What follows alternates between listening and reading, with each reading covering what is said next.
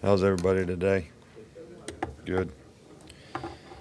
You know, we're excited about the challenges and opportunities that this team has this year, and by every indication that we've seen in the first couple practices that we have, lots of guys that are, committed to a high standard and worked hard, and we obviously, like every team, probably have some question marks and challenges that we need to, some players on the team need to take advantage of the opportunities created by those questions and challenges, and how that sort of all works out will go a long way in determining where this team can go. But it's not really about expectations. It's really about how many guys go and do their job on a consistent basis versus how many blinking lights we have of guys that don't seem to be able to get it right, whether it's personally, academically, or athletically. I think all those things sort of contribute to the competitive character and consistency that you can go out and play with. And finishing is obviously a big thing for this team. I don't think we finished well, last year, whether it was plays, games, season, however you want to couch it. And I think that's all about a mindset. It doesn't really have anything to do with how fast you run or how high you jump. And this is a tough time of the year. This is the time of the year that players have to go earn it. You sort of got to pay the price for success up front. This is a tough time of the year when you're going through fall camp. And I think from a football player standpoint, everybody kind of expects that. You kind of grow up with it, whether it's high school, when you get to college, or wherever. I think the way we do it now is so much more player-friendly. To have the 5 days of acclimation, 2 days in shorts, 2 days with shoulder pads. Then you finally get into pads. You got to have one practice a day, and then you can start sort of, doing your two-a-days. But we never practice here unless the players can eat twice and drink twice between every practice, only for their ability to recover. And when you practice in these kind of circumstances and conditions that we practice in, I think in the long term you're better off because you have more guys practicing, less guys having problems. And that obviously contributes to how you can develop players as a team. It's also very important, I think, to the team's success that guys make good choices and decisions about what they do and what they don't do. We spend an entire year sort of trying to create the right thoughts, habits, and priorities for players so that they make good choices and decisions. We invest a lot in that, and it's a part of who they are. And who they are goes a long ways to determining, the kind of success that we can have as a team. Earl Sutter was here last night, and he was the speaker for the team, and he always comes up with one good quote, more than one, but the old one about you have freedom of choice, but you don't have freedom of consequence is certainly something that is pretty fitting for our team where we are right now in terms of what you do individually as well as what you do collectively and how you invest your time for your future. And, not only as a football player, but as a person, and what kind of career you can develop off the field in school. We obviously were happy yesterday to have, 8 players that are currently on our team graduate that still have eligibility left. We've had several other guys have graduated as well, but Hardy Buck, Josh Chapman, Phelan Jones, Barrett Jones, Alfred McCullough, Morgan Ogilvy, Chris Underwood, and William Vallejos. We'd like to congratulate them and their families. And then we've had some guys that have finished their eligibility that also graduated yesterday. So, we continue to be very pleased with the academic success that we've been able to have here in helping guys develop, careers. So, practice the last couple days. When you're installing like we're installing, which about the first probably 8 practices that you have are really sort of heavy installation. And for young players especially, who everyone probably has the most interest in trying to evaluate, that's the most difficult time to evaluate because the learning curve is accentuated and accelerated, and you're trying to teach all these things and put all these things in. So really it's more about evaluating how a guy's learning what he's supposed to do than it is about really what he can do.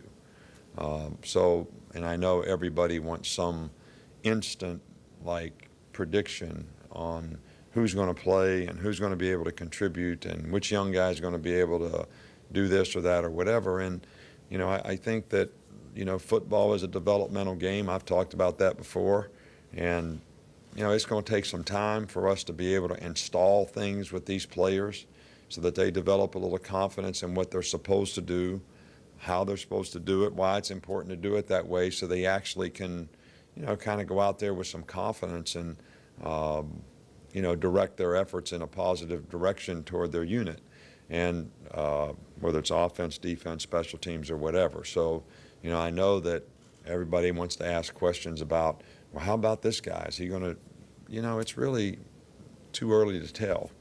I'm pleased with the freshman group. We have some guys that are probably going to develop into pretty good players, and there may be a few guys there that contribute in some kind of way to this team and help this team. And so, there's certainly a lot of opportunity, especially in certain areas of the team. So, we're hopeful that some of those guys can develop and be contributors this year.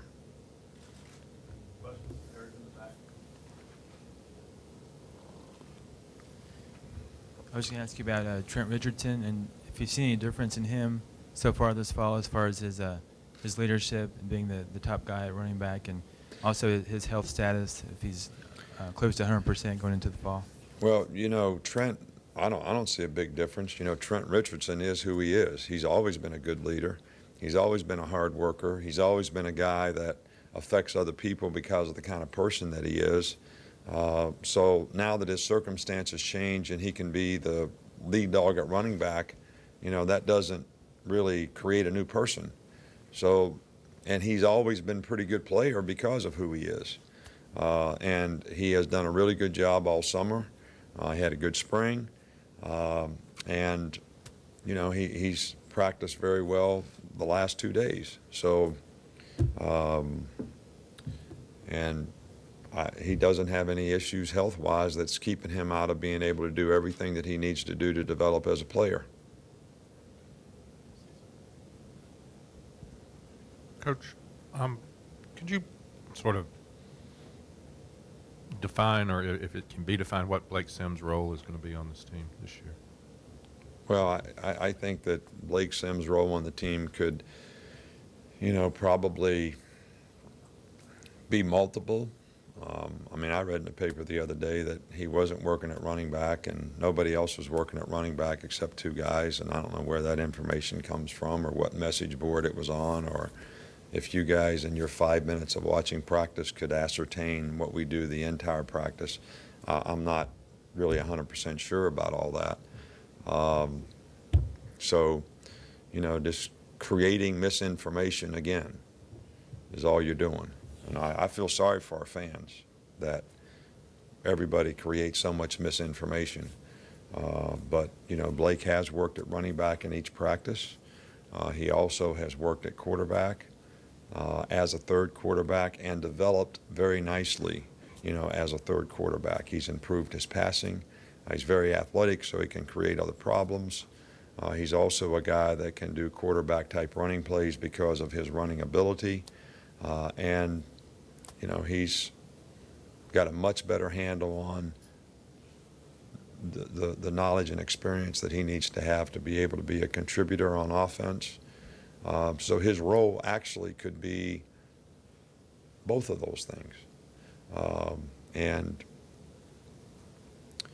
he could end up being a contributor at running back as well as being a third quarterback who contributes to the team in a different way maybe than our other quarterbacks do.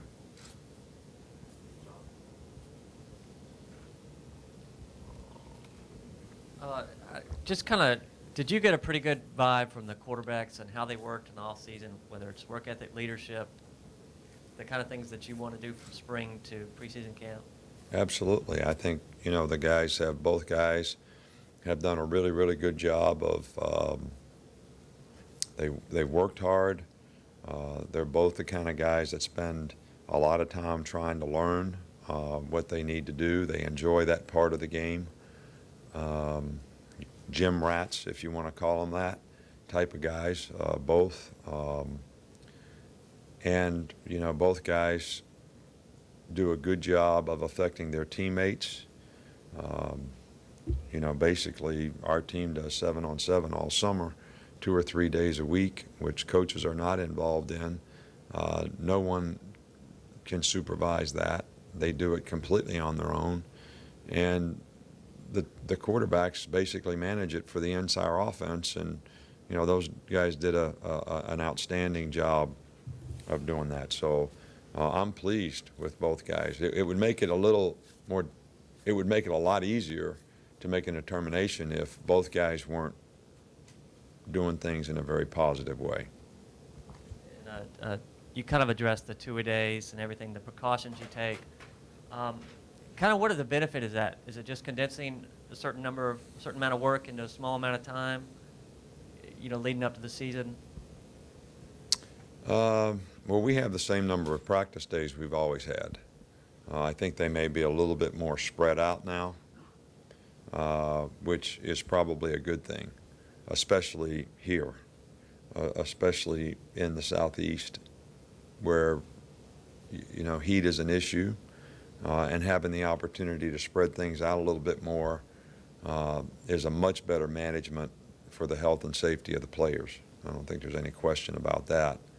We actually did it when you couldn't do it.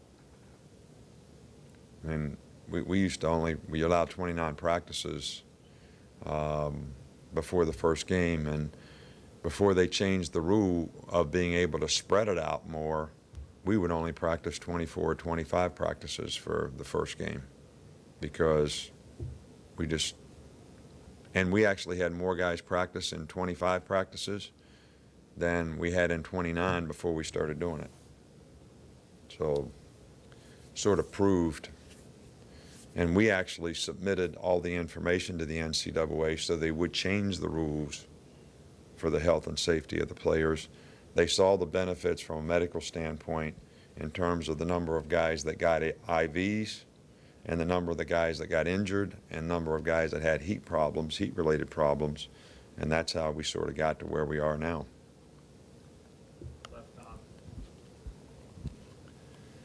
Something really important here.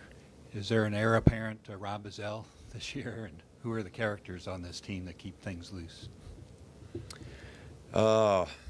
That's a good question. Robbie Zell's now working as a coach, so he's assuming the same role in a different capacity. I'm sure he can do it better than ever now because he's around more and gets the other perspective that the coaches get rather than just what the players get. So I haven't seen or heard it. He does a pretty good job of hiding it. I'm sure I'll sneak up on him one of these days. But I'm really not sure who the guys on the team are. I don't go in the locker room much. I feel like that's a place for the players, and we want to have great relationships with the players and be close to them and talk to as many guys as we can and help them manage through any issues or problems they're having personally, academically, or athletically. I don't know for sure who those guys are, but I really do like the personality of the team.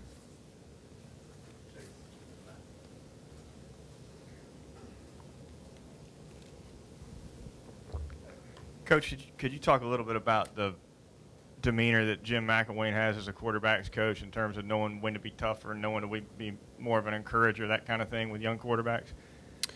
Oh, I think Jim does a really good job of developing quarterbacks. I think everybody has their own style.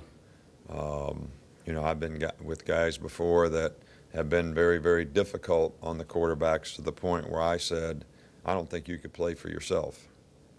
I'm not talking about Jim McElwain now. I'm just talking about other quarterback coaches I've been around. And I think, Jim's disposition with them is, he's a teacher first. He does a really good job of teaching players. He has a really good progression of how he teaches them, technically as well as, when I say technically, I'm talking about physically in terms of how to be most efficient and accurate throwing the ball, but also in the knowledge and experience that you need to make the kind of choices and decisions relative to what the defense is doing and taking what the defense gives you. And I think his record, pretty much speaks for itself.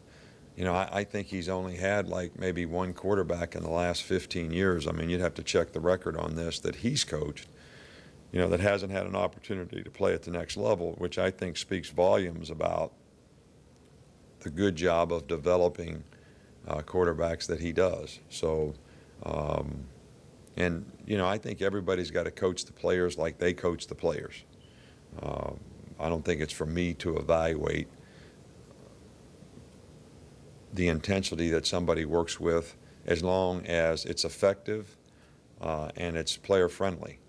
And when I say player friendly, you don't like to have coaches on your staff that are getting on players so bad that none of the players can really respond to it in a positive way. Because one of the real things that is a part of, I think, our pyramid of success is being positive and supportive and helping provide a direction to develop, but also emotionally supportive and helping guys develop the confidence they need to play.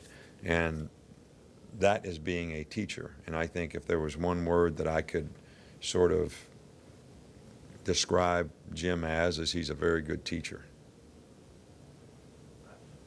Could you talk about Mark Barron's strengths as a safety? What you expect out of him this year? Well, I don't really, Mark is a very, very good player, and, we don't create expectations for our players publicly. But, Mark in his own way is probably one of the better leaders that we have on the team, and certainly the leader of that group. And he has gotten more assertive, as he's gotten older and more mature. But Mark has very good knowledge of our defense. He helps other players with that. He's a very physical player. He has certainly gotten to where he's a very, very good cover safety. His size is a tremendous asset, to him. He played extremely well for us last year, and I would think that he'll have a great year this year. I mean, there's nothing to indicate otherwise. He's in really good shape. He's had a really good summer, really good off season. There's no issues or problems out there in practice from, the pec injury that he had. So we're excited about his future and his opportunity, maybe to be one of the best safeties in the country. Last one on the left, Kim, in the middle right here.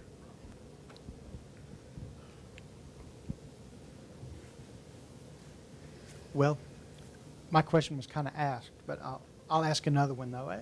Talk about Dee Milliner's progress and what he had to go through last year to get better for this year. Well, obviously last year we had a lot of young guys playing in the secondary that hadn't played before, and I think Mark was the only guy that had any significant playing time, and Dee Milliner was a freshman. And regardless of what position that you play and what your potential to be a good player is, you're obviously, and you've heard me say it many, many times, is football is a developmental game, so you're obviously going to get to be a lot better player past your freshman year. And Dee did a really good job for us last year. The one thing that I think that we continue to work with Dee on is he has better knowledge and experience, but I talk about finishing being a mindset.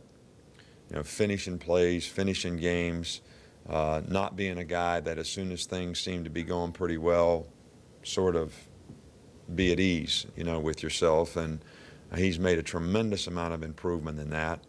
And at his position, when you play corner or when you play in the secondary, when you make a mistake or you don't do it exactly right or you don't keep exactly the right position that you need to and pay attention to those details, you're going to give up big plays.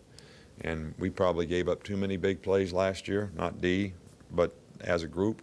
And it'll be a key to us being successful next year that we minimize the number of big plays that we give up, because we were one of the top teams in the country in red area scoring.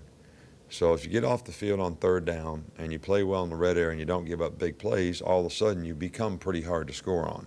So the big play part of it is the thing that we really need to improve on. Thanks, Doug.